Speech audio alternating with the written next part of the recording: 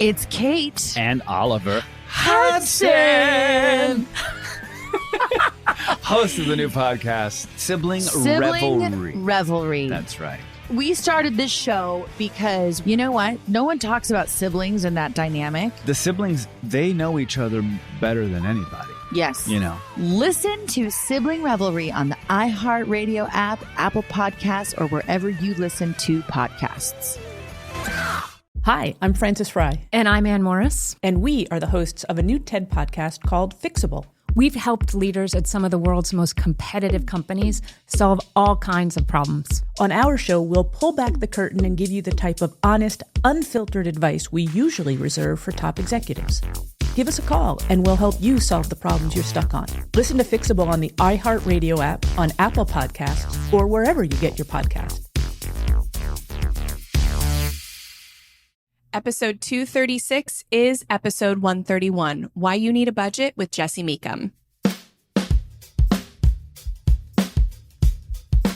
Welcome to the Frugal Friends podcast, where you'll learn to save money, embrace simplicity, and live a richer life.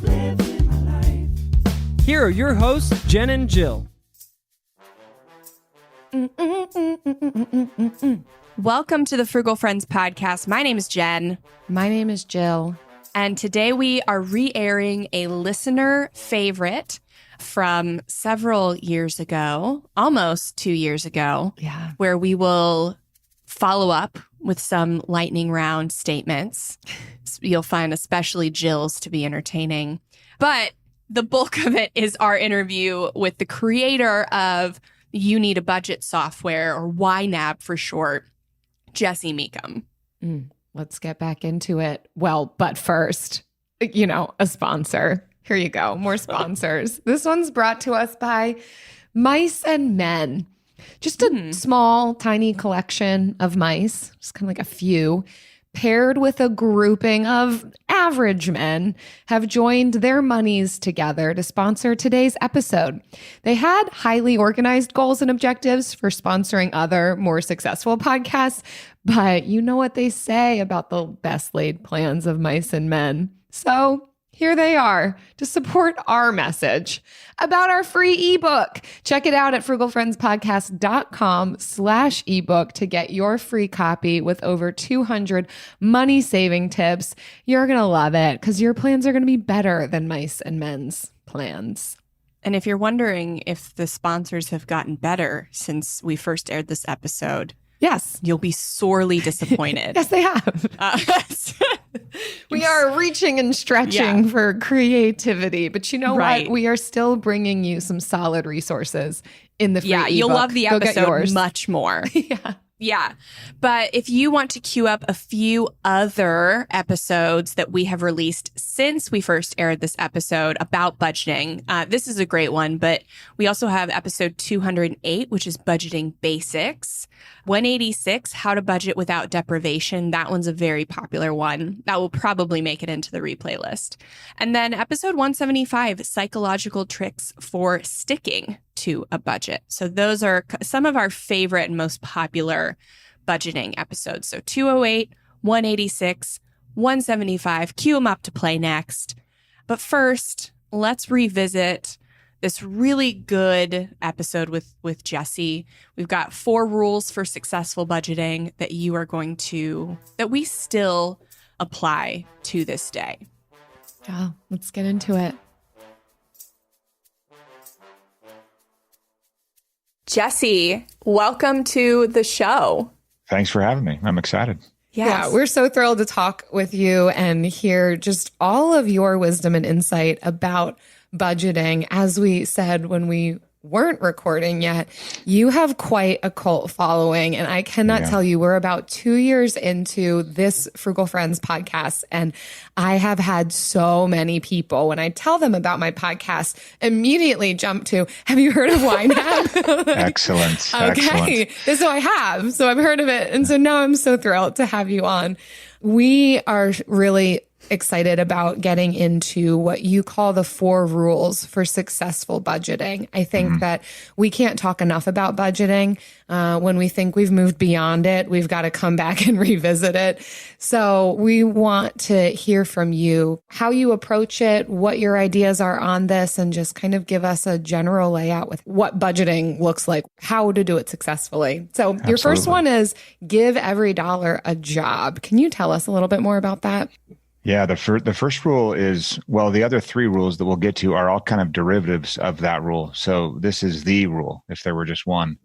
And essentially what we're trying to do is just introduce the idea of trade-offs for people right away out of the gate. It's something that people are less familiar with doing once they become an adult. So kids are really good at trade-offs. They're really good at saying, like, I don't have money for this, so I can't buy it, but I do want this, so I won't buy that other thing. But adults, we tend to just kind of think we can buy everything. We don't confront the idea of, if I do this, I maybe can't do that. And so a zero-based budget, which is exactly what rule 1 is, it's just the idea of, only money you have on hand. How much do you want to give toward rent, toward, bills, toward a vacation, whatever it may be. But you want to make sure that you recognize that there's a finite amount of money and that you're just prioritizing. We want to be proactive with what our money should do and not reactive and kind of lamenting about what it did. That's pretty fruitless. So that's the idea, is introducing trade-offs, and with that scarcity. We actually want you to feel like money has run out, because it really has. And we want you to get used to the idea of your priorities kind of being fleshed out in an environment where the money is finite. So part of rule 1 is just giving every dollar a job, just straight up on a piece of paper. You don't have to use fancy software. Just, here are all the jobs I want my money to do. And then here's how much money I have on hand right now. Not here's how much I'll earn, not in a couple of days, not even in tomorrow I'm going to be paid, but money on hand only. And then when new money comes in, you just repeat that step again. And you start giving that money jobs, but don't fall into the trap of projecting what the money will be, because then you're not dealing with finite resources anymore. You can forecast yourself right out of a scarcity situation. So that's kind of rule 1.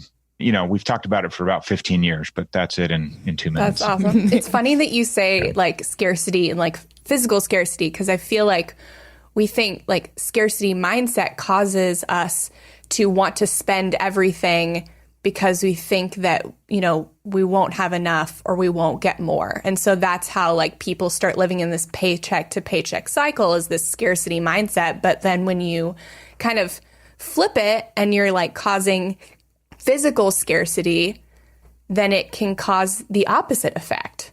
Yeah. And it's not to be confused with like fixed and growth mindsets, or like what Dr. Zweck came up with a while back.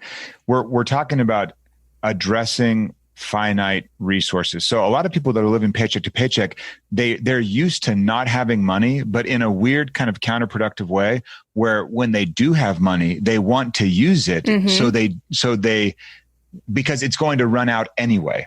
And so we might as well kind of make hay while the sun shines. And that's the issue that we're addressing. We want people to say, okay, I have this money. What do I want it to do? The end. And if it means that you spend it all that day because you have a pressing bill and it's the only thing you can possibly afford, then that is what you do. But we take thousands and thousands of people that have on average about $300 in their checking account when they start. And we're not talking about people that are living below the poverty line or out. I'm talking about people that make good money that carry around $300 in their checking account on average. It goes really high when their paycheck lands, and then it just precipitously drops. Wow. And it's because they have this pile of bills that's just waiting for money. And then as soon as that money comes in, the bills just suck it all away. And so we try and start to flip that around. Instead of being reactive, we're proactive. But the amazing thing is, someone with just $300 in their checking account, if you tell them, okay, only deal with that $300, what do you want your money to do? They'll immediately say, well, I'm actually going to get paid in 5 days. So, and you're like, no, don't do that. Well, in 5 days we'll do it, but we're not talking about that today. So what do you want your money to do, that $300? And again, without fail, they'll try and bring up the paycheck that's coming, because they're so used to thinking about when money does come, then this problem will go away. So we rein them back in again. And then we just say, okay, thank you for telling me again for the third time about your future paycheck. You're getting paid. We really want you just to focus on the $300. And so you get them there. And it's just the mind just habitually goes there for them. They're not like not able to, it's just they're in this kind of ingrained process. So you get them there with that $300 and you say, what does it need to do? They'll say, well, my gas tank is a little low. The fridge is a little empty. And there's this one bill that's actually kind of late already. I really need to pay it or I'll start getting late fees. So you say, boom, boom, boom. Okay, we're done. It's amazing how many people with that still only $300 in their checking account will then say, wow, that feels really good. For once, they're actually taking control and they're dictating like a good dictator. They're dictating what their money would do instead of just kind of waiting for something to explode on them where they're in panic mode. And so it's all about just orienting forward and dealing with that finite pile of cash. When the new check comes in, same exercise. Yes. We've talked about this concept before of being the CEO of your personal finances. And this kind of falls in line with that of you are giving your dollar bills a job and you need to delegate that. And in a lot of ways, that does put power and control, rightfully so, back into our hands rather than being victim to whatever might be happening with my finances. Yeah, people are familiar with that. I mean, if you've ever tried to lose weight or, dial in your fitness or not finances, but food a little bit, it's the same thing. Everyone knows if you plan your meals, you do better. If you try and be a little more productive during the day, everyone knows that if you plan your day, it's that same principle that we see all over the place. I mean, heck, plan your career. Like people that really rise in their career, they have a plan, they have an idea. They aren't just waiting to see what happens with their boss or waiting to see with some job opening that comes up. They're proactively strategizing and figuring out, okay, this is what I'm going to do this and there's this, and I should be on this project because it's big. They're planning. And we want to do the same thing with our money. We spend all of this time and effort and energy to make money. And then for some reason, once all that effort is converted into dollars, we suddenly just are like, oh, well, whatever. I'm just bad with money. It's horrible. Oh my gosh. Louder for the people in the back. Yeah. Please. Yes. Oh my gosh. A plan and a strategy for all that time and effort. And like most people don't even like their jobs anyway. So you're going to do all this stuff and then the fruits of your labor come in. And then you're not like, whatever. Yeah. It's like, let me get this straight. You went to school to get an education, to get this job. You went into debt to get an education, to get that job. You work around people that maybe you don't like. If you work at YNAB, you'll like our people. But you work around people that you don't like.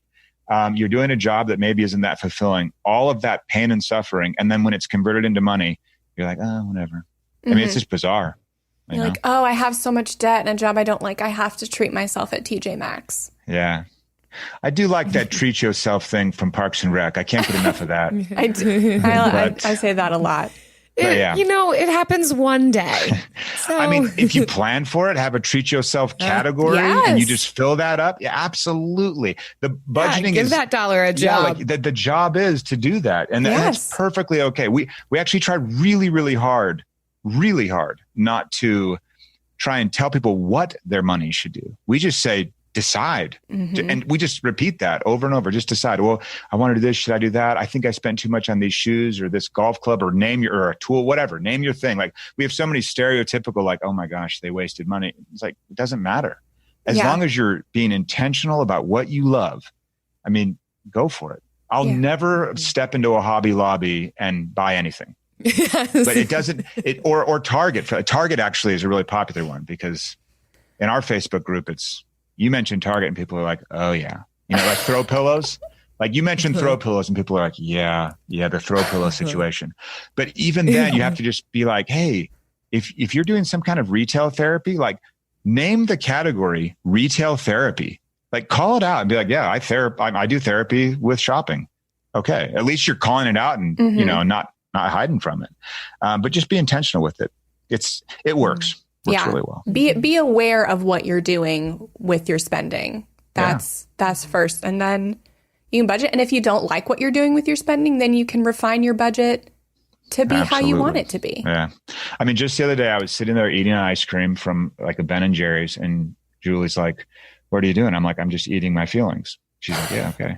I mean, that's basically what it is. I had a long day at work. I'm stressed. I'm just going to eat my feelings. Yeah. At least you're calling it what it is. Let's not pretend. Mm-hmm. Yes. Yeah. Oh my gosh. I ate a spoonful of cookie dough last night. Yeah, there you go. In case we're confessing. Yeah. There it is. I think that's the latter part of the podcast, confessions. Okay. Yeah. Not there yet. Okay. Yes, thanks, Jesse. Keeping us on track. Well, then let's move on. Speaking about expenses, the second rule is to embrace your true expenses. What's all that about? So if rule one is to take a finite pile of money and give every dollar a job, kind of like we're in the present moment only, and we're just dealing with like current fires even. Rule two is to look ahead to less frequent expenses that are coming up and break those up into manageable monthly amounts. So we talk about embracing your true expenses. It kind of means like get real about the idea that all of your expenses aren't these nice little tidy paycheck cycle timed things that land. So if you have, Christmas coming up, like Christmas does land every year, like same day, like it's never changed. And people are like, oh my gosh, that just really snuck up on me. Well, use that as an example. So we're at the time of this recording, a couple months out, right? Mm-hmm. If you said you wanted to spend $600 on Christmas and we have October, November, December to get there, I would say, well, you need to set aside $200 for this month, $200 for the next, $200 for the next. You're just making little sinking funds for all kinds of large, less frequent expenses that normally surprise you. A lot of people make good money, make plenty of money, and they look at only their monthly bills that come in nice, tidy little envelopes, and they say, I don't know why I'm not getting ahead. I clearly make more than my monthly bills. But then they don't think about the car tires that are going to blow out in 4 months, the HVAC unit that'll die 3 days after the warranty expires, the roof will need repairs, the dishwasher doesn't work that well. Like it just goes on and on. Like there's this, in accounting, they call it depreciation, where the asset value declines over time. And that is how life works. That is how cars work. That's how houses work. That's how so many things work. Things just wear out. And so all we're saying is we recognize that car tires do not last forever. And so we're going to set aside a little bit of money for the car. If you drive a 2002 Honda Civic, I can tell you it's like $100 a month.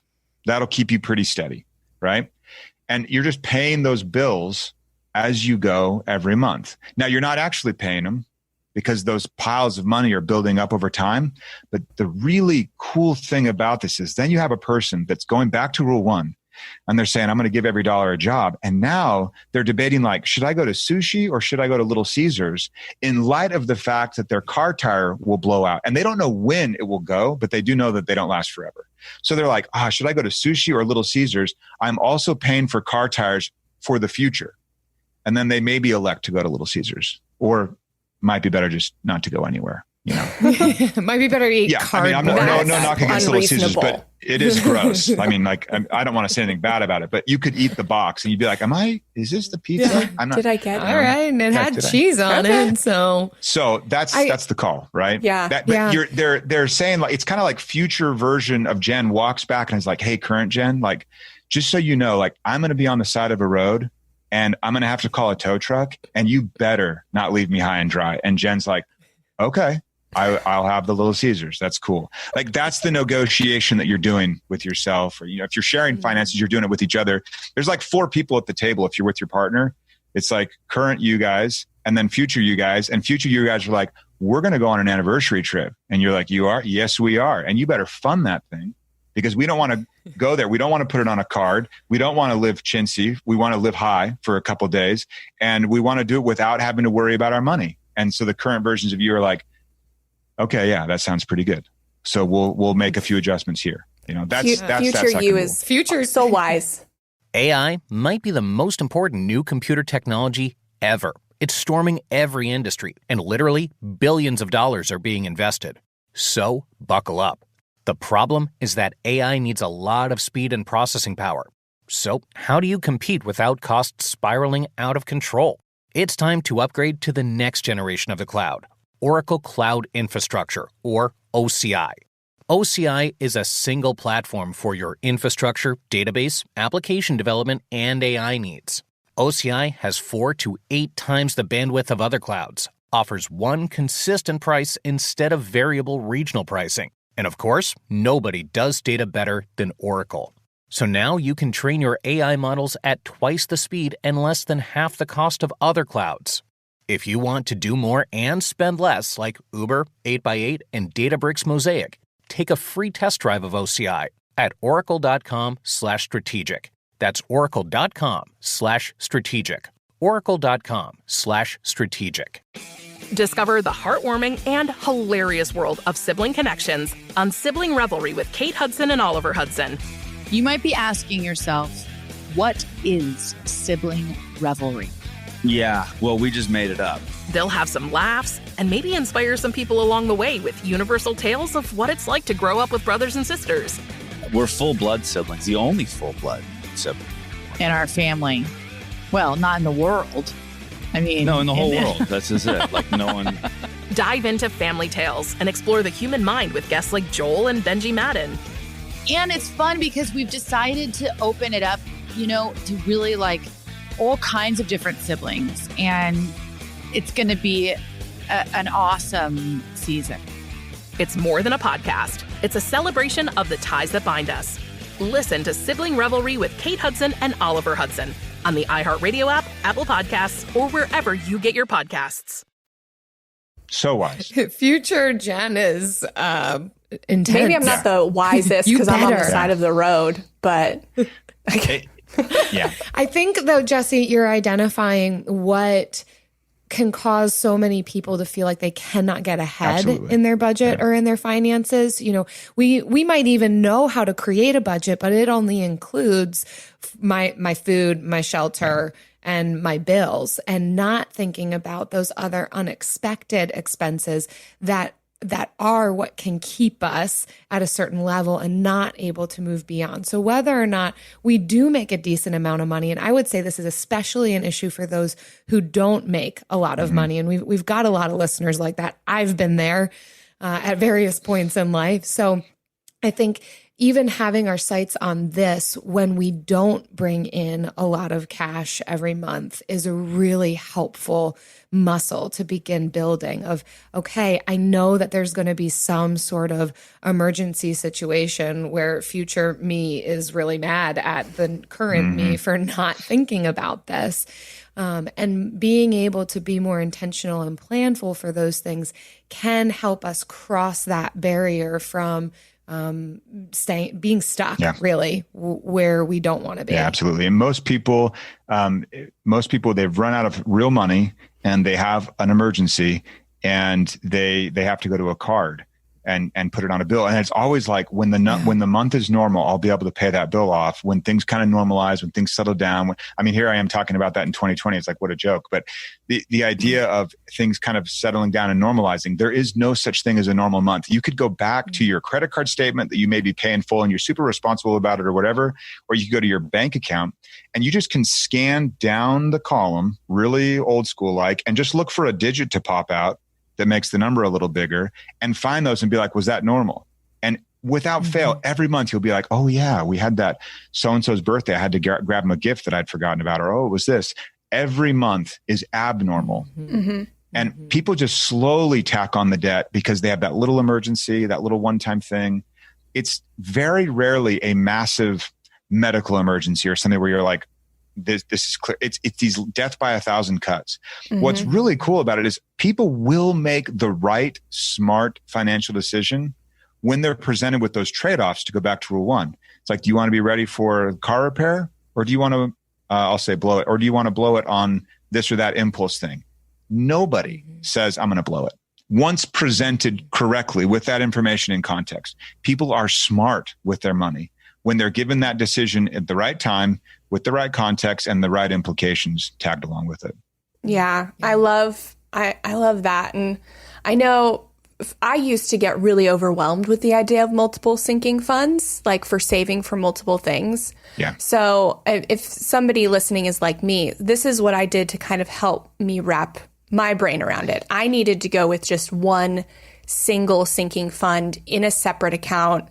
So I have like 3 checking accounts. I have the regular one I spend out of, I have my emergency fund, and then I have my sinking fund account. And it's like I have a list of things that I'm going to need in the future. So like we know our AC and our water heater is going to blow in the next few years. And we just replaced some windows that were really like bringing down or raising our electricity costs. Mm-hmm. So we calculated the cost of each of those and saved that amount for each in the sinking fund. And so when it came time, we chose to do the windows, before the other things broke. And so we just took that money out of one account. Yeah. But like, say my tires blow and I didn't pay for those, I'd already have that money in the sinking fund. I can still just take out of there and then just fund it with that cost later. I still have the money. It's like allocated, and it just makes more sense for me because it's not like I don't feel like I'm taking from the water heater fund to pay for the tires. I'm just taking for the future protection fund, as it would be. And so I don't feel as like overwhelmed by having a lot of different sinking funds. Yeah. People use spreadsheets to track that. In our software, the software is built to basically have all of your money in one account and you never look at the account balance. It's not even a thing for you. So you just are looking at your HVAC category, and you can be more or less granular depending on how much you care about these things. So I don't think you should save up for the next tube of toothpaste, but there are like large material things where you could say, okay, this makes sense. So in your instance, if you had all these different sinking funds in YNAB, it would look like a long list of categories, each with a goal amount attached. Like I'm going to fund it $67.28 every month. Well, you just set that up one time and then you're kind of just clicking in on autopilot. If you do ever have to move money around, which happens, that's our third rule, to roll with the punches when new information comes up, then you're just still planning. You're just still going back to rule one and you're saying, you know what, the car tire went out a little quicker than we thought. So we're going to move it from here. We'll catch up. We'll be fine. And so it is kind of this overall future protection fund. I don't like the idea of just a savings fund, like no labels, because it tends to be a little bit of a revolving door. So people are like, I've got to save. I just actually heard on a podcast, I've got to save. So I'm going to save. And they're feeling really good. And then they raid the savings account 6 weeks later, and then they're feeling really bad. And so you want to put a job to that money to make sure that you're clear what it is for. That way, when you do go in and grab it, you don't feel guilty because you did need to buy a new computer or whatever. But you can also be clear, like, all right, here's why. Like we have some intention attached to this, and you can keep it all in one account, like you do. You can keep it. I mean, heck, we keep everything in one checking account. It's just like it's the most boring. I mean, every time you go to the bank, not that we go to the bank very often, but they would be so alarmed by the size of our account balance. It's because we're saving for a car in there. We're saving for house repairs. We're saving for Christmas. And after a while, thousands and thousands of dollars start to pile up. And the person at the bank's like, what are you doing? And you're like, what are you doing? That's what you would say to the teller. Why is this shocking to you, Nancy? Yeah. So don't give me that dirty look. And no, I don't want bill pay or overdraft protection. So this is why I do everything online. Yeah. But I like the idea of assigning those savings accounts real jobs so that there's some specificity there. What's weird is most YNABers start to not need that third thing you mentioned, that emergency fund, that kind of just general, just in case. They find that they use it. Not that I advise against it, but like a 3-month deal is probably fine. They find that they've started to anticipate what used to be emergencies. Like a car tire blowing out's not an emergency because they're not infinitely useful. So it's just part of living. Like someone said, I had to go to the doctor. That was an emergency. It's like, well, no, you're alive. So come on, Yeah. We knew that was coming. But then there are the catastrophic, massive, this meets our insurance deductible type emergencies. Yeah. That's where they come into play. I totally agree with you. A lot of people are saying things that are emergencies, but it's like you could have anticipated that for at least a few months ago. Yeah. They're like, oh my gosh, like the baby came. And you're like, I'm no OBGYN, but I think I know 40 weeks is usually standard. So, yeah. You had to have noticed at least you even 3 know the months weeks. ago that something was happening down there. Yeah. We don't. It was months was never a thing for us. It was weeks. It was like, and I wasn't allowed to be like, hey, Julie, aren't you like week 22? She's like, no, I'm week 21 in 3 days. And I'm like, oh, sorry. I was not allowed to round up. I'm not allowed to round up on that, and I'm not allowed to round up on the baby's age. So if Brooks, our new one, if he's like 5 months and 25 days, I can't be like, oh, he's 6 months old. She's like, no, he's not. He's 5 months old. It's so important. Those months. You don't want to age him too quick. Yeah. Their developmental milestones are so diverse. Yeah. She's like, no, he's not. He's developing just fine. Okay? People think he's behind. What a good example of you rolling with the punches. Yeah, I'm like, I'm bringing us back. Don't worry. It's like I didn't know so many things about all these things, so I'm learning. Yeah. That's amazing. I'm learning too. Number 3 on your rules is to roll with the punches. Can you tell us about that? Who's punching you? Life. Yeah. Yeah. If you're alive, you're alive, like we're getting a little bit of sport. I don't know how sports oriented your group is, but I think everyone can understand this. Like if you were to watch, let's do basketball. You have like the coach reviews game film, becomes a master at that opponent, does all of this legwork. The team is like they're pretending to be the other opponent. They're mimicking it. They're scrimmaging. They're doing all this prep work. And that's like your budget. You're thinking about it. You're like, okay, what would you hear? What would you hear? And it's this perfectly laid plan. As soon as the game starts, if they're a good coach, then they're like, oh, well, let's change that a little bit. We thought they would use this guy. I don't even know. We thought they do this more. No. Yeah. You're deep in it now. Like, keep going. Yeah, it's like they or chess. Let's do chess. That's probably more our speed, so I guess. Similar, so similar. So they're like, they make a play. Like everyone goes in with a plan, and then you see how your opponent reacts, and you're like, all right, I'll do it a little different. That's budgeting. So for some reason, they'll set their budget and then they're like, oh, also I've started budgeting and I predict the future. Like that's kind of what they've decided is their thing. And they're like, they're clairvoyant. There's a really horrible movie with Sandra Bullock called Premonition, I think. Horrible movie. But it's this idea she could like see the future and then, okay, now you've got it. Or even worse, Nicolas Cage with another horrible movie called Next. Horrible movie. Oh, good. Let's talk about all those. I recommend that one because it is so bad. It's actually enjoyable. But the idea that you could see into the future and then you have this firm plan, nobody can do that. And so you have a beginning budgeter that's never gotten their head wrapped around any of this. And suddenly their condition for saying like, good job, you, is so astronomically high. This level of perfection is so high. It blows my mind. And so what I'm trying to say is, okay, you'll set your plan for the next 3 days. And then as soon as something new pops up, we're just going to change the plan. And so all rule 3 is, and I can't even believe we have to make it a rule, but the rule is change your plan as needed. Okay. Like if you're going on vacation soon, if you're so lucky, right? And you've planned to go to some sunny place and then it rains. Does that mean you say now vacations don't work? I mean, that would but that's what people do with budgeting. They're like, oh, budgeting doesn't work. I knew this wouldn't work. I listened to that one dumb guy on that one podcast and he was wrong. And it's unfortunate because what we're really trying to do is say, hey, you made a plan, just adjust as you go. Budgeting is not a thing. It is a process. So rule 3 is just going back to rule 1 and saying, hey, given the new information you have, you want to maybe give every dollar a job slightly differently than you did before. And you're still winning. You're like, this is you being successful. This is you doing it perfectly, if you need me to say that.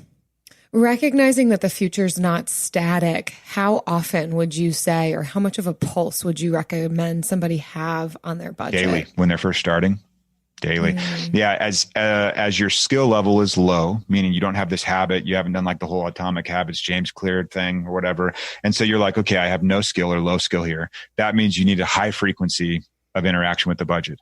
The other side of it is if you don't make a lot, where you don't have a lot of that wiggle room. Some people can they just make more money. So things just don't affect them as much.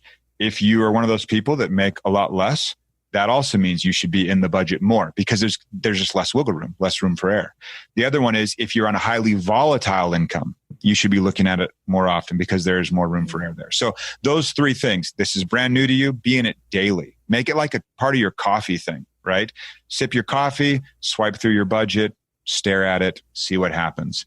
That works if you're tight. If money's tight, look at it more often. And if money is really volatile, like you're, I don't know, you're commission-based something or other. Look at it more often. Yeah, awesome. Self-employed. The last rule that you have is age your money. And I feel like this is the most unique and interesting rule. And I would love to hear the story behind it. So it's not a good story. I mean, it's not interesting is what I mean to say. So when Julie and I were first married, we were students, we were super young and super poor, and we were watching our money really closely. And I built this little spreadsheet that eventually became the YNAB software and all that. But at the time, it was just she and I just doing our thing. And we were on hourly pay working as students, and our hours would fluctuate. And I didn't like going back to rule 1 and knowing how much we had to budget. I didn't like not knowing, because my hours could be 25 or 35 and hers would be varied. And so I just had this idea. I took some money from our wedding money that we had actually been given. I took some money from there. I said, let's live off of this money, and then we'll work for a month and we'll have money in our hands now for the next month. And Julie, because we were in our honeymoon phase, she was just like, cool. Like, I could do anything wrong at that point. So she's like, yeah, that's fine. You are brilliant and good looking, and that is a good idea. So that's what we landed on. So it was really just, for me, it was a little bit of a money hack to be like, I don't want to be waiting to see what I will earn in order to be able to budget. I just want to know what I already have and budget money I'd earned a while ago. And so that turned into about 30 days. And then as we taught people were like, this, instead of having a pile of bills waiting for money to arrive, it was flipped around and they had this pile of money. And then when a bill would come, people were like, this is awesome. I'll just pay it.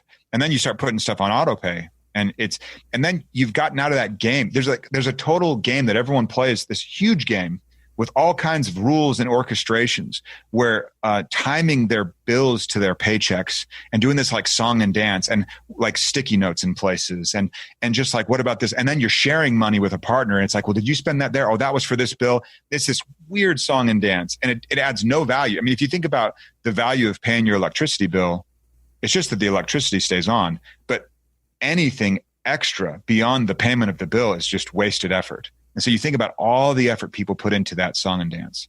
So we get rid of all of that. Then when a bill comes, it's just paid. And then suddenly people are like, my finances, the best thing they ever say is they'll write in and they'll say, my finances are super boring. Nothing exciting ever happens. Like everything just kind of seems pretty ho-hum. And you're like, you've arrived. Like you have arrived. Welcome. Yes, welcome. welcome. Life is still like coming at you with all kinds of things, but your money kind of like normalizes it and you're not living right on the edge. So when we talk about aging your money, we're really saying if you earned $1 yesterday, that's like a baby dollar, and you don't send babies out into the world. You protect them, you keep them close for a little while. When they're ready, you let them go. And when they're too old, you kick them out, right? Just to be clear. Get out. Get out. But at first, you don't do that. And that's what we want with our dollars. We want to have them like hang out for a while, 30 to 60 days. The cool thing about this is you get to a point where you're staring at, let's say, the beginning of November, and you're like, I have all of the money I would need for November, including funding those sinking funds from Rule 2. Like you're fully flushed out. And then you're like, okay, yeah, it's all here. And then you work in November, you earn that money, it refills, and then you're staring at December. And you're like, we're ready to roll. And we have money for Christmas, unless you finish Christmas shopping like in October, which makes you kind of weird, but people do that. So the idea of living ahead instead of behind, that paycheck to paycheck stress cycle is so bad. We were talking about sleeping, I think before we recorded maybe. I mean, like it literally steals sleep from you. It literally strains relationships where some benign comment from a spouse or partner about money suddenly becomes this big deal only because you're artificially stressed, not because it actually is a big deal. So there's so much there that you can get away from if you just live 30 to 60 days. The dollar you're spending, you earned 30 days ago, 40 days ago. It's wonderful. Now, to get there, just follow the first 3 rules. It will happen over time. There's no magic there. You just follow them. It takes people on average about 6 months to get there, with not doing anything extraordinary beyond just being really intentional and cutting expenses where they realize they didn't like them. And just working the system. I like the example that you gave of how you did this when you were young, married, still respected, and because I think that we can often talk about budgeting and how you can have all these different funds and savings and it's just this thing and we can get it to work out so well. And then we have people who are not making a lot of money and this can feel really overwhelming or maybe even depleting to be like, I that's not my reality. But to hear your example of how you did this, even when you weren't making a lot, even when you were hourly part-time. I mean, of course, it had something to do with gifts that had been received, but there are other ways of going about that. Yeah. I mean, input, side hustle, living in an environment well below what you're bringing in, whether that means needing to move so that your living expenses are less, right? There's some ways of getting creative, but I think that I just want to highlight what you mentioned there, that this is possible even if you're not making six figures. Oh, yeah. And some of these concepts and the framework of it, we can put into place regardless of where we may find ourselves currently in our current financial circumstances. Of course, the goal is always, how can we bring in more so that we're not stuck in that place? Every one of these rules I came up with at my poorest. And I say poor meaning financially. So I had all kinds of family structure and support that I'll be forever grateful for, that you can't even price tag at all. But we lived in an apartment that cost $350 a month. And so that was 80 years ago. That was a long time ago. Yeah. I age well, actually, but, it was early 2000 and it was a junky. I mean, it was a horrible apartment. So we could have spent more, or I mean, we could have lived somewhere else that was more expensive, but, we had respiratory issues while we lived there. Like, I think there was stuff in the walls. It was bad, but we lived there for a year. We didn't have cell phones. We didn't own a car for the first little while. We didn't own a computer for the first little while. I would use computers on campus. I mean, we were simple students in the sense that we had like one objective, like we got to get through school. And Julie was making $11 an hour. I was making, I think $10.50 or something. She was full time at the end, working in social work where they don't pay you. So she's full time making $11 an hour. And we were like, okay, we can make this work. We actually saved money. And that, but we lived cheap. Little Caesars was a big deal back then, and maybe that's why I have PTSD. Yeah. So but like once a month, we're like, oh, sweet. We get that $5 hot and ready. And it was awesome. So those rules, they aren't just like pick and choose because your situation is tight. I would say, no.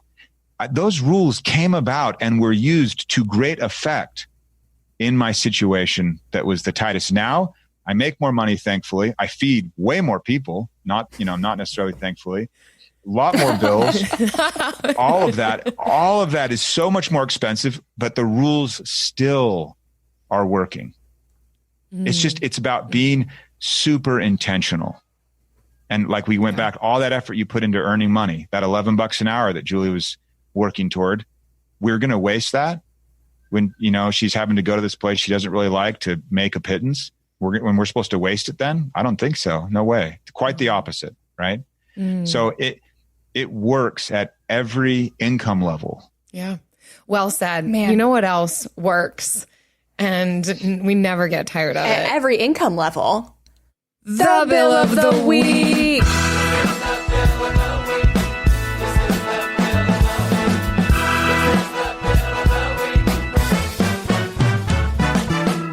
That's right. It's time for the best minute of your entire week. Maybe a baby was born and his name is William. Maybe you paid off your mortgage. Maybe your car died and you're happy to not have to pay that bill anymore. Duck bills, Buffalo Bills, Bill Clinton. This is the bill of the week.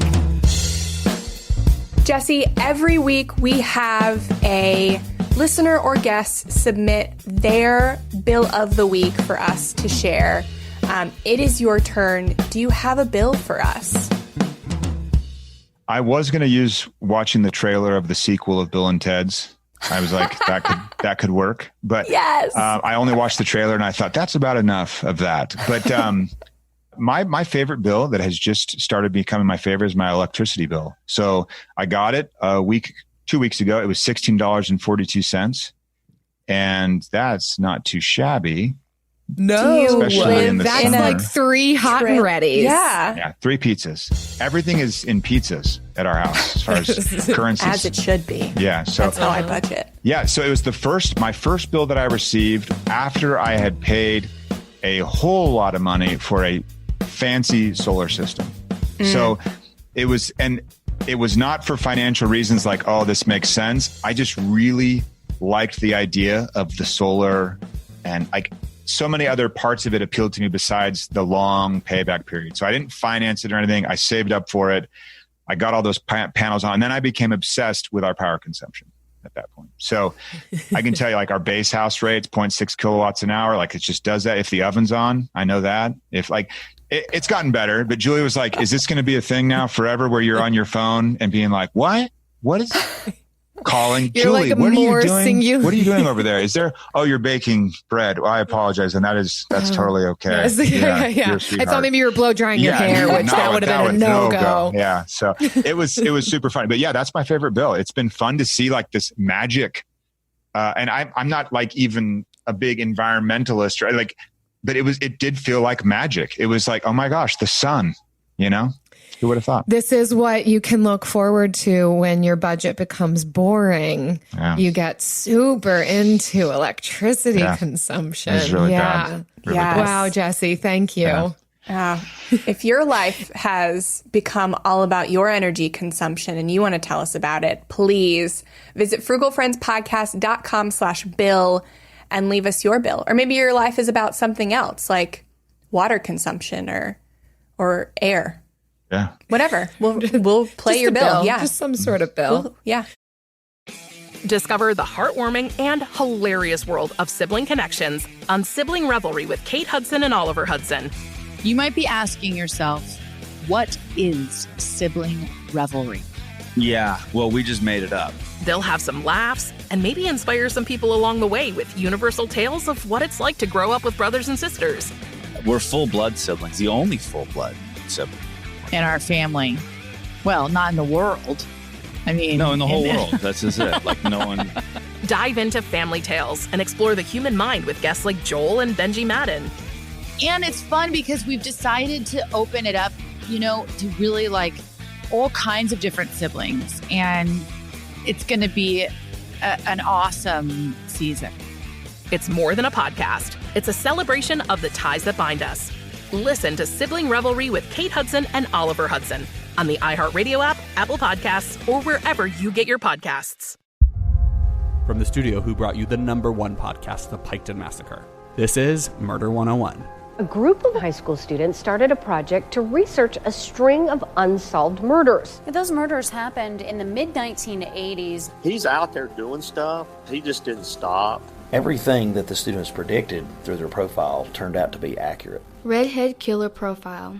Male, Caucasian, 5'9" to 6'2", 180 to 270 pounds. Unstable home, absent father and a domineering mother. Right-handed, IQ above 100, most likely heterosexual. There is no profile of this killer except for the ones the students created. Just because some of these women no longer have people to speak for them does not mean that they deserve to not be spoken for. What if this guy's still alive? Like, what if he comes after us? I said, are you going to kill me? And he said, yes. Listen to Murder 101 on the iHeartRadio app, Apple Podcasts, or wherever you get your podcasts. Now it's time for the lightning round. We try not to yell so much. I want to plug the counselor thing because I went to a counselor for like 5 years. It was awesome. Yes. And people are like, there's a stigma. I think it's going away, but man, I started going to see her and suddenly it was like my back pain went away. Weird. And I was so nice to be able to just like unload on someone who's just kind of like, cool. Did you know this? And you're like, no, I didn't. It was awesome. Yes, that's how they do it. Yeah, highly recommend it. It's for I think it makes you. I don't know if you're like this, like I don't know, go hard, like money hungry, performance is everything. Even then, you're like, you should go see a therapist. Like they will bring you they will up your game wherever you're at. Like you'll see it increase. So anyway, I didn't mean to extend the. No, sponsor, you're good. I'm a counselor myself, so I can't say great. enough about it. Yeah, invoice them. For that little extra. Thanks, Jesse, for sharing. Yes. Yeah, it's always good to just continue to chip away at the stigma that can surround seeking help and knowing that there is help out there that can be affordable and can help us. But we're whole people. I mean, I know that we really focus in on finances, but it does affect us physically and relationally and emotionally and financially. So yeah, I can't say enough good things about caring for our whole person. That's perfect. Absolutely. All right. So in this lightning round, we are going to get into our latest budgeting flubs and how we recovered from them. So Jesse, as our guest, we'll allow you to go first because yours will probably be the shortest. I was hoping I could go last to kind of get a read of the room a little bit to figure out what kind of a flub we're looking for. So that's why you're going first. Yeah. I've taken over the Costco run for the family because like the baby came, so he's kind of a priority. And so I'm like, I'll do the Costco run. So Tuesday's my day. And this is embarrassing, but I didn't know how much we had spent when I walked out and then came home. And Julie was like, she goes, man, you got a lot. And I was like, now to be clear, like I do her list. Like we have a synced up note, on our phone. And I'm like, update the note. She gets it all updated. And then it's just like this long, and it's nerve wracking because she might say something like chicken. And I'm like, organic, boneless, skinless, organic tenderloins. Like, what are we doing here? So we're working on like full communication. Like how is this, she's like, oh, I really wanted this kind. And she's a phenomenal cook, which means her standard of like what she wants is up there. So I'm already nervous. And then she's like, well, how much was it? And I couldn't even tell her. I'm like, I did not notice the cost. That's one of those zone out moments. Yeah. I was like, I was at Costco, but was I there? Like the guy's like, here's your card. I'm like, oh, okay. And I didn't even like that was yesterday. So I'm giving you there's some recency bias there, but I was pretty bothered by the fact that like I just dropped, and I'm telling you, like at our family size, we have 7 kids with 2, like some teenagers in there that eat like 3 people's worth each. And so we're not talking about like, oh, he spent $90 and didn't realize it. I only wish. I can't get out of there for less than 200. Like no. No one can get out of Costco under 200. Like, I'll just go in and get some milk. It's like, no, you won't. You'll get you 7 walk out gallons. with like a flat screen TV on one shoulder and then like milk on the other side. Yeah. So, and socks and underwear for the year. Costco is your target, man. I'm like, do you guys have throw pillows here? Because anyway. No, but we do have swing sets. Yeah, and there were like Christmas full bore Christmas going on at like. I mean, full on. I'm like, oh, okay. Well, if we didn't have a reminder already through our budget and funding it monthly, everybody, we would have it if we went to Costco. Yeah. So, anyway, I didn't even realize it. So I'm embarrassed by that. I don't know. You'll listen to the cashier a little bit more closely now. That is your total comes to. So that you can be aware of the spending just a little earlier. A little. I mean, and live in that. You're supposed to put it on your phone. We have the app. You're supposed to put it on your phone, record it in the moment. It knows you're at Costco and it's like, hey, cool. Costco, normally groceries, right? Like it does all this fancy stuff. I was totally spaced out. I think, yeah. Anyway, that was a flub. Well, Jesse, you're going to look great next to me. Your number one rule was resonating with me a lot. And when you were talking about children are good at this, children are good at recognizing if you can't have this, then you can have this. So I just bought a house. Well, not just me, my husband and I, we together collectively bought a house.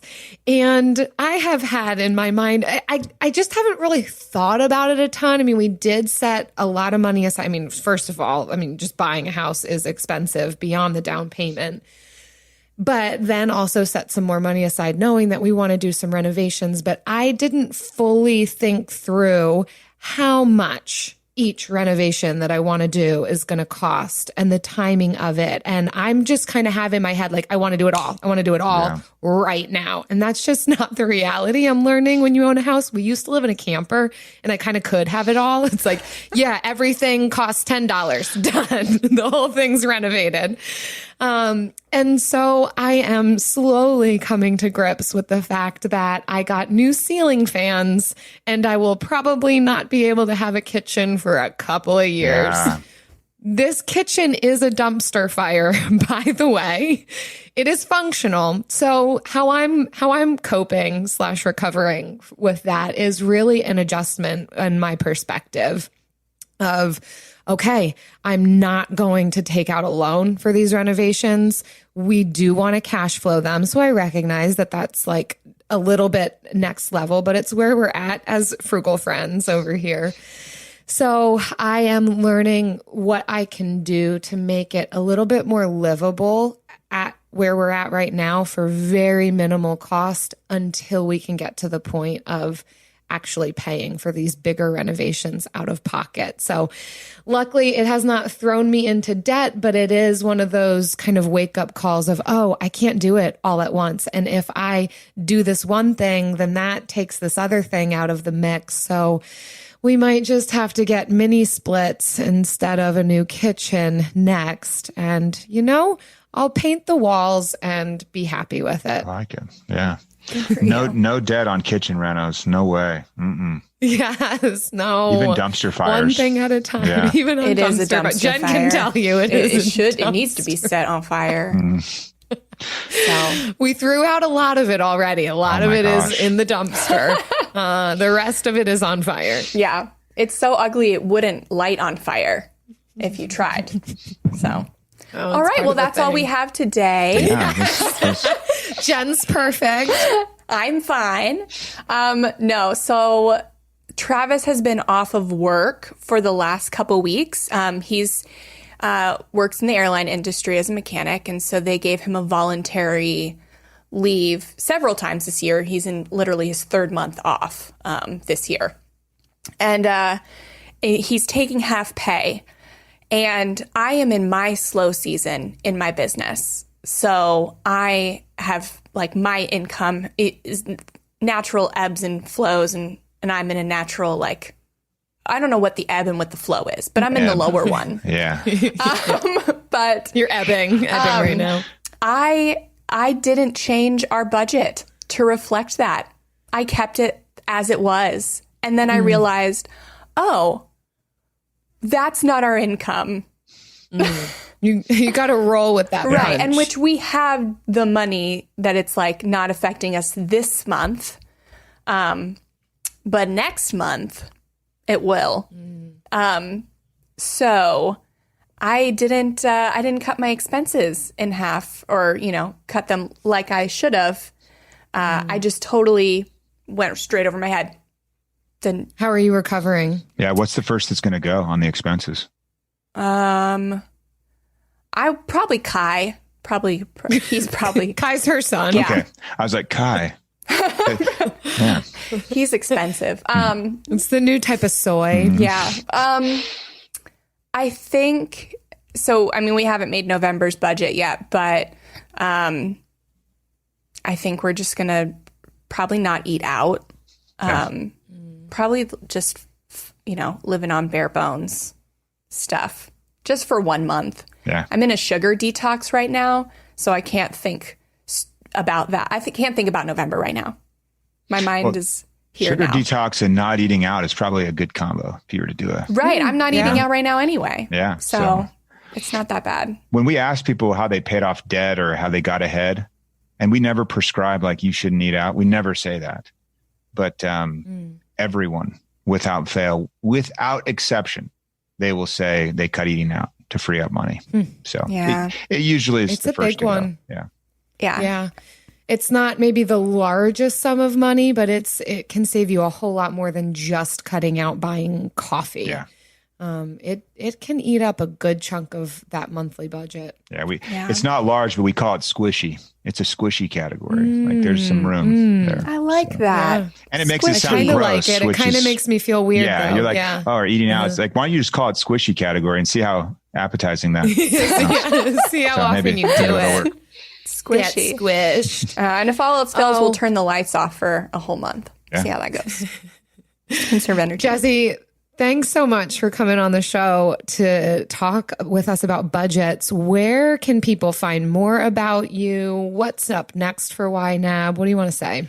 People can find us at youneedabudget.com. So we're there always. The best thing to do, if I were to recommend one thing for people, it would be to take one of our 20-minute workshops. They're fast. They're live. You can ask questions. They're not recorded. There's a real teacher there. You can test them and say this random word. They'll say it like it's live. We've had that happen. And they succinctly tell you like, okay, Jesse's 4 rules that you heard on this in kind of a really long-winded way. They'll tell it to you very succinctly, and then they'll show you in the software how that's implemented. And so it's kind of like theory and then practice in 20 minutes. And it is just well worth the time. It's a little bit of a different way to think about money. And so we want to get that learning happening fast, but do the workshop. They're free. You don't have to sign up or do anything like that. You just go in and jump on. And I think we run about 150 a week. So like there's one that'll hit your schedule. Wow. So all right. That's great. Sweet. Well, thanks so much for coming on, Jesse. And we will hope to see you sometime when people are seeing each other again. Yeah, but this was quite nice. Just this remote video thing is as good as it can get right now. Sweet. So sweet. Yeah. Didn't have to smell each other's coffee breath. Absolutely. So true. That's good. Mm-hmm. Okay, well, thanks for having me. I appreciate it. Thanks, Jesse. Well, Jill, tell us about that kitchen. Oh my, this was so fun and alarming. It's like going back through a journal to listen to these episodes. It was literally almost 2 years ago. Mm-hmm. And listen, I wasn't wrong. I still don't have a kitchen. But now you really don't have a kitchen. Like it is walled off behind plastic. It is non-existent right now. Still enjoying those ceiling fans that I was able to acquire early on, and still no kitchen. We have demoed. So it's not so much a dumpster fire kitchen as it is just not a kitchen at all. There is nothing there except for studs. Not the good kind. Well, they are the good kind. They support the house, but yeah, the kind you want right now. Yes.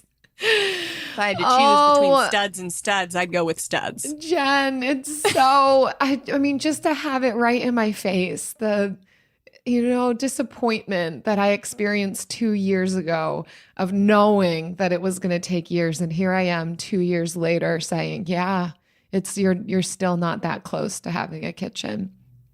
Yeah. But we have continued to cash flow. We have not taken out any loans, which might be partially why I don't have a kitchen at all. But we have made progress. I have a makeshift kitchen in my laundry room. The laundry room is completely renovated, and that is pretty beautiful, and it's a pretty functional makeshift kitchen.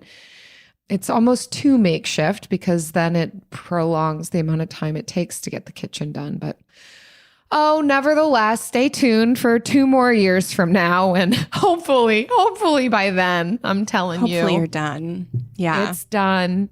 I'm cooking in it, cooking with gas, all those at-home meals, not eating out because of the squishy budget. Yeah. What about you, Jen? What's your update? I mean, we are still ebbing and flowing, I guess. You still on your sugar detox?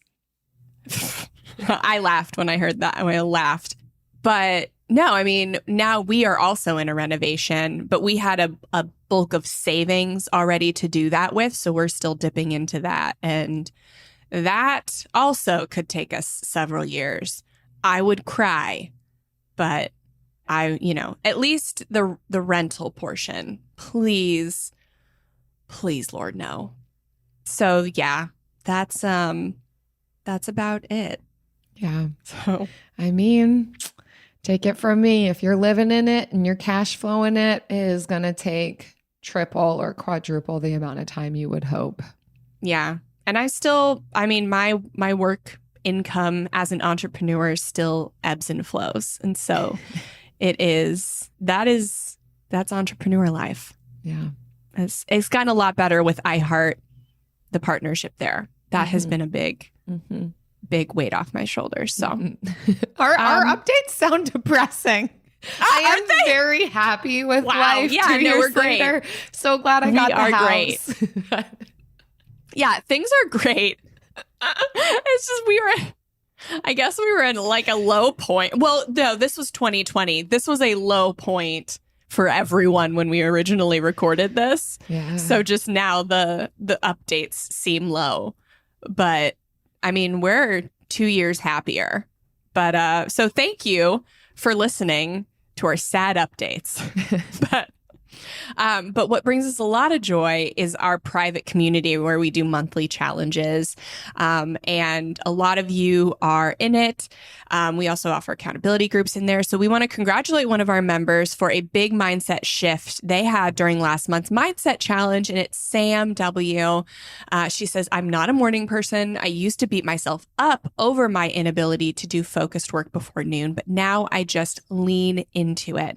I spend my mornings doing tasks and chores that force me to move around, then settle in for deep work sessions in the afternoon. Learning this about myself has made me so much more productive.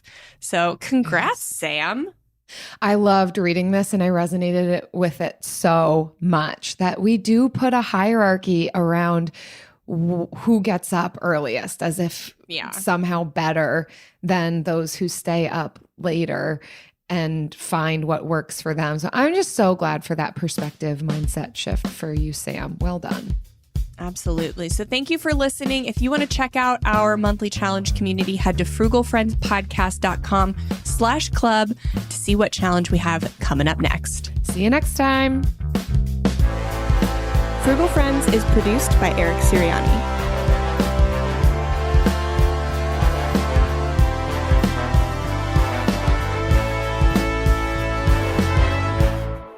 Jill, so just like an update, you can't see it on the podcast, but last night, Jill and Eric and Travis and I installed our new background, new recording background. So we are I'm moving looking up at it in right the now. world.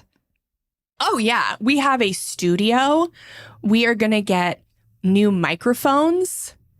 And we're going to go to a podcasting conference and hang out with other podcasters. Yeah. And we have a background. And we're going to get lighting so that we can actually take video, so that we can share the joy of the neon sign and fake boxwood hedge with everybody. Yeah. And everybody can see who we are. And I will always be to the left so that everyone knows. Jen and Jill. Right? Jen and Jill. So Jen's first on the left. We read left to right. So I will always be on the left. Okay. So that you can tell us apart. Mm-hmm. It'll be great. And we'll have the neon sign. We're really, you may not have a kitchen, but we have a neon sign. And so what more could you need? And that's our focuses, our priorities are in the right place. Yeah. And so. Yeah. I don't need to eat anymore. No, I just look at the neon sign and I'm nourished. I'm full of joy and I live on joy. Yep. Discover the heartwarming and hilarious world of sibling connections on Sibling Revelry with Kate Hudson and Oliver Hudson. Dive into family tales, explore the human mind, and laugh with guests like Joel and Benji Madden. It's more than a podcast. It's a celebration of the ties that bind us. And it's fun because we've decided to open it up to really like all kinds of different siblings. And it's going to be an awesome season. Listen to Sibling Revelry with Kate Hudson and Oliver Hudson on the iHeartRadio app, Apple Podcasts, or wherever you get your podcasts. Hi, I'm Frances Fry. And I'm Ann Morris. And we are the hosts of a new TED podcast called Fixable. We've helped leaders at some of the world's most competitive companies solve all kinds of problems. On our show, we'll pull back the curtain and give you the type of honest, unfiltered advice we usually reserve for top executives. Give us a call and we'll help you solve the problems you're stuck on. Listen to Fixable on the iHeartRadio app, on Apple Podcasts, or wherever you get your podcasts.